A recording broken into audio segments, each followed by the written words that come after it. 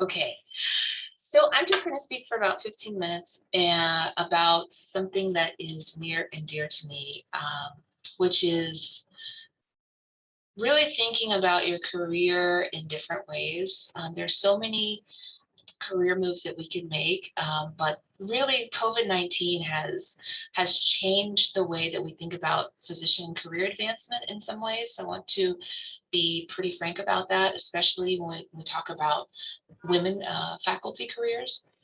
There are just in the business world and also in academics, pretty clear-cut vertical and lateral career movements. So we'll talk about that. And we will, in ourselves, identify a skill set to acquire or to promote. Right? So sometimes we have skill sets that we already have, but we don't necessarily have ideas on how to promote them for career advancement.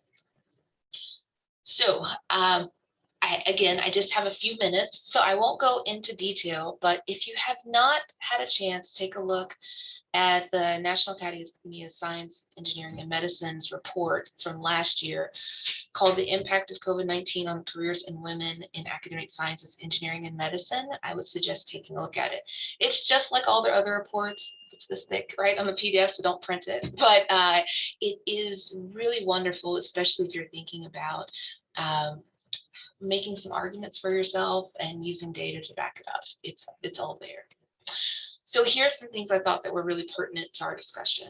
So COVID-19 is already poised to leave some physicians behind, especially women physicians. So what is thought by many is that many of us are really great at using relationships to think and about our careers, and especially when we're doing communication, oftentimes we're understanding nonverbal communication, right? Is this a good time for me to talk to my boss about a raise? Is this a good time in the bigger context of things for me to make a career move? A lot of that is very hard to pick up in virtual meetings when myself, sometimes I'm not even on camera, right? Or I'm trying to multitask, right? It's harder to sort of understand what's happening in other people's minds. And so it's really hard to read the room. And a lot of times that was our strength. The other piece is in productivity. So even in the pre-pandemic, we all have been made aware of in all circles, but especially in academics, women physician researchers do about 8.5 hours more parenting domestic work than male physician researchers. Women also publish less, and despite all of the work that women did and the wonderful work that we have contributed to COVID-19 research, when you look at all of the first author and senior authors, publications were 23% lower among women physician scientists in 2019 and 2020 also. In general, it's thought that women physicians are often asked to do less valued tasks, like patient education materials that are often not published and therefore don't make it into promotion dossiers. And then virtual care and virtual teaching really required us to do a lot of in-depth work on how to make it work, right? And so that's a time demand in two areas that are disproportionately taken over by women faculty members. And those are, in general, less publishable activities. Now, not saying publications are everything, but we are thinking about career advancement and things like that. So that is just one piece of the currency pie there. Sometimes people think, should I leave academics? But the reality is, you are the great leader that the academy needs. You, women. We are, I actually don't have anything else to say. You are the real leaders. I have two cases here. I know we're going to talk about a real case. I have two cases based on real people. Okay, I've taken out their names and I've kind of, given them the Disney version a little bit on some of it. But I want to talk about two women who are thinking about changing their careers. So the first is Dr. Gloria Addy. She's assistant professor in pediatrics and she's a clinician educator. Okay. So Dr. Addy is at Anywhere University Medical Center, strong clinical productivity. She has high evaluation scores from the residents, and she publishes a lot, not a lot, but she has published in HPV vaccination among Native American girls. She has manageable outside life responsibilities during the pandemic. But during COVID, she was asked, because of her work with the community, to take on increasingly more responsibility in the community outreach efforts of the hospital due to her heritage and also strong relationships with the local community leaders from her other vaccine programs. She throws herself into this work. She improves clinical outreach and spends hours working on this outside of her regular clinical demands. Her hard work is rewarded, actually, and she's been asked to become an associate director of community outreach in a center for research, and is offered 0.5 FTE for this. She's collaborated with this group once, but did not necessarily enjoy the experience. And she's also noted a lower than expected research output. She goes to her division chief and admits to him that she does not want the job. But they both agree that she's ready for a new challenge. So in this moment, really, a lot of us sometimes think like, I'll just take the job, right? And kind of make it work later. But I love what she does here, which is go and be honest with her direct senior. And her senior actually takes a very lovely approach, which is asks her a few questions. And so for folks that are thinking about making career changes, these are some from the business literature and academic literature. These are some of the similar variants of questions that we must ask ourselves at this moment. What are the best and worst parts of my current job? What are my interests? What are my career values? So those can range. Some example career values are prestige, structure or loose structure, teamwork, which it sounds like she really values, right? She's looking for a strong team. Work-life balance, new adventures, learning new skills and techniques, helping others, which Dr. Addy seems to want, and creativity. Just some examples, but things to kind of get you thinking about. And the last question, a lot of business articles and questions that I often ask myself is, am I willing to work towards the career I want? So what does that mean? Because all of us feel like, yes, I'm willing. Tell me what to do and I'm going to do it. But sometimes that means waiting, right? Sometimes that means putting in extra time. Sometimes that means politics, right? Yeah, there may be a political barrier to getting what you really want. And sometimes that might mean relocating. And the other piece is doing research, not necessarily like publishing a K grant or something like that, but I mean doing the research of what that means, what will take you from point A where you are to point B to where you want to be. And do you have an idea of what that will take? Right? And that also means creating a good research team, mentor team around you. So what did my friend do? So Dr. Addy decided she wanted more responsibility. She wanted more time to work on her research. She valued collaboration and productivity, helping the patient community, and wanting more time to publish, which, because of the volunteer work really that she was doing for the hospital during COVID-19, she really had no time to do what was already not working for her. So she had a lateral career transition. She kept the same title, but was released from 5 clinical sessions to work on this research project. She'll apply for pilot grants, KL2, and then a K23. Her division chief, she negotiated or made sure to get in writing that he's going to help her find research mentors that will be part of her new package, right? And he, meaning her division chief, now has incentive, right? This is written down as a new lateral position for her. He now has an incentive to block external requests for additional clinical time, or vaccine outreach or requests from the hospital to do additional things, because now the division is sponsoring this new research. So that's kind of putting the ball in his court to help run interference there.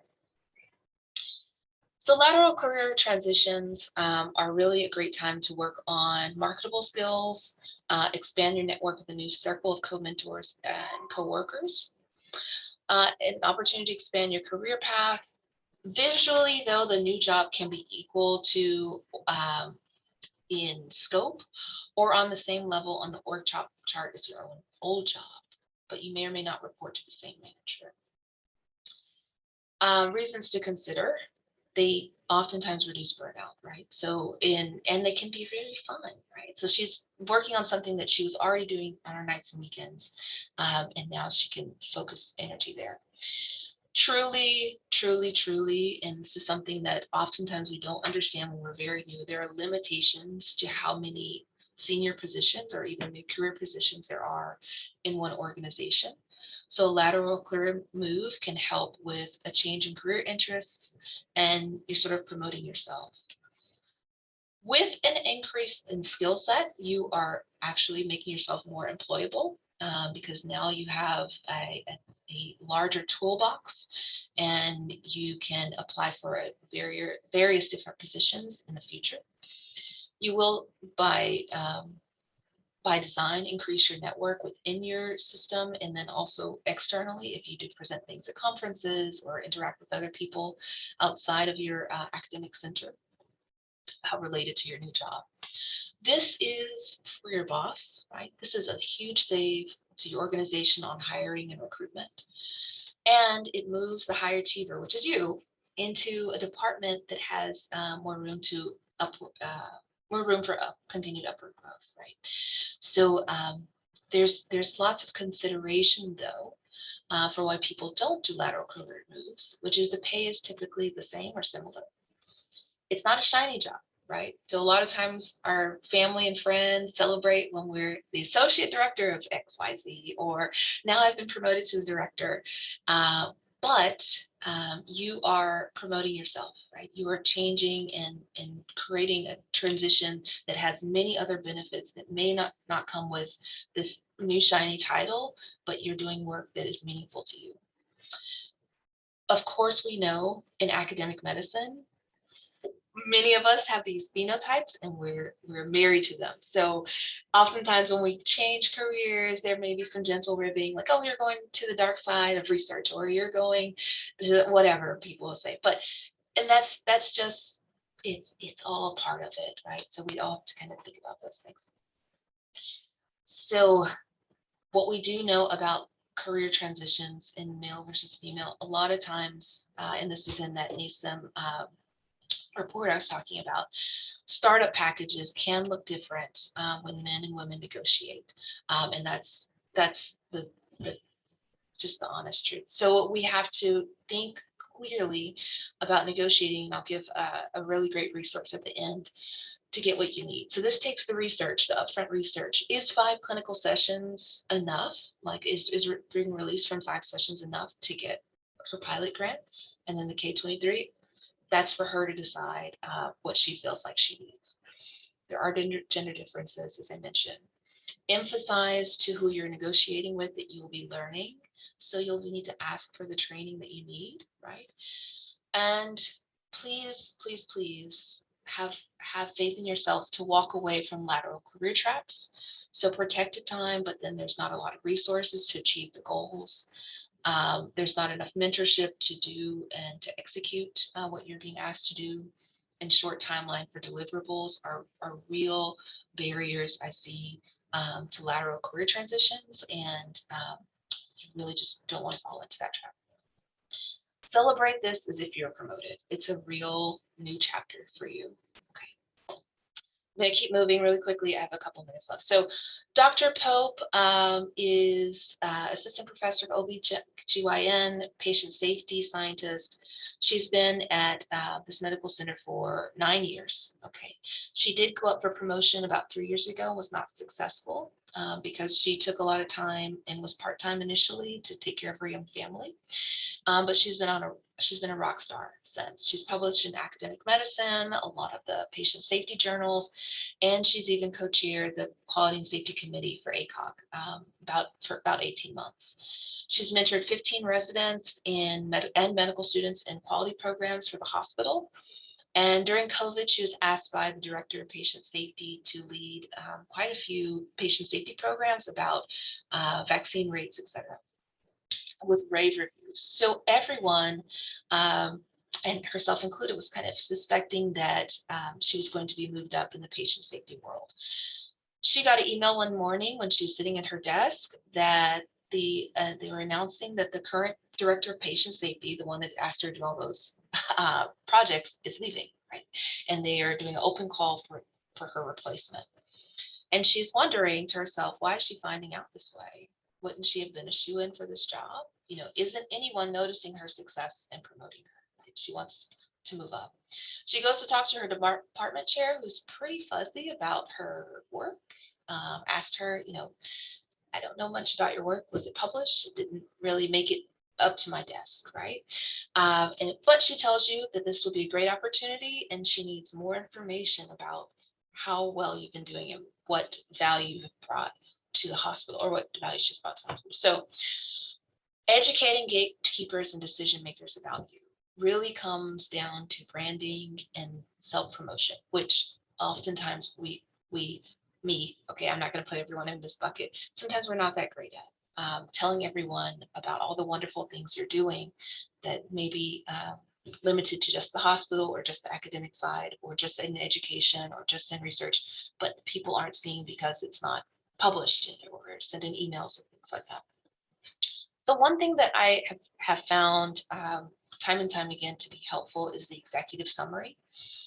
It is a 1 page or a page and a half, either in paragraph form or bullet form, that really highlights your most prized and pertinent to this job achievements. So it's really in numeric form. While I was in this position, I was mentioning some of the things a minute ago. I mentored 15 medical students and residents with these 3 outcomes, right? So, we published in academic medicine, we published in XYZ.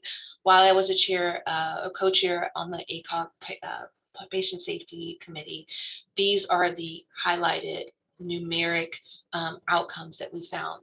It really summarizes your experiences in a clear format, rather than emailing your amazing, very tediously organized and formatted CV that people really just don't have a lot of time to read. And it creates an excellent first impression and really makes you stand out. If you're looking for executive or above positions, which I know most of you are overqualified for, just wonderful group of women I'm seeing on this on this Zoom. Executive recruiters in this moment are really prioritizing candidates in COVID times who can bridge departmental boundaries, build vibrant teams virtually, know a lot about budgeting, right? Right now, the budgets are very tight, and understanding what can be done in a realistic way, bring strategy and vision to institution to transform healthcare in a way that is mindful to the things that we just were talking about. Cultural fit and leadership ability. Most executive recruiters are very worried about this because, as I mentioned before, many interviews are happening in a virtual space. So if you are interviewing for a move up, think about really how you can bring this and sort of make this shine over sort of interviewing on a way, on a virtual way, in a virtual space, excuse me. So really emphasizing empathy is a big thing. And reducing anxiety around finding excellent candidates for virtual interview. So yes, that's what I just said, sorry. So this is a big piece. Ask for it. This is a phenomenal book. If you haven't heard of it, there are worksheets in the back, role-playing exercises in the back. I recommend everyone read this book, please. After you research, you're going to find that there are lots of foundational resources that you need to do your job well and to excel. Please remember that you are worthy of these things. If you don't feel this way, stop and reread your executive summary, right? Reread all the things that you have done in your past. And I put that in there that this physician on this case didn't go, sort of wasn't successful for the promotion, because a lot of times things like that hold us back when there's a real reason, right? She was part-time for a little bit, didn't spend as much time on the track, still went up. But a lot of times we hold ourselves back from asking for the things we need. And it's not in our best interest. So use your network to understand the resources you need. Find time to talk to the incumbent of that position if possible. Everyone has to consider how the pandemic will impact logistics. So remote teams, will you be taking on COVID-related projects? Again, you're worthy of the salary and resources you need. Consider executive coaching, and get everything in writing, please. Okay. That's my time. I think I went over. I'm so sorry. Please contact me if you'd like to speak more about this. Thank you.